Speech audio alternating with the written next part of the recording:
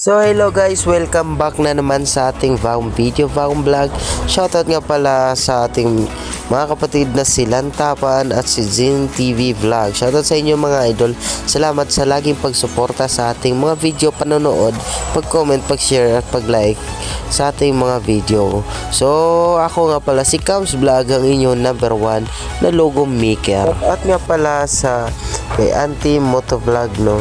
So i-follow nyo din si Auntie Motovlog. At syempre gumagawa tayo ng logo kung kayo ay naka-follow, naka-like, naka-share at naka-comment sa ating mga video. So napakasimple lang, 'di ba, mga steps. Kung ikaw vlogger ka, wala ka pang logo, magpagawa ka na. Syempre pa-vlog ka, wala ka namang logo, ano ka ba? Magpagawa ka na sa akin. Tapos pag nagka-logo ka, magpagawa ka ng sticker. Papasok 'yun. Tingnan mo kung gaano kaganda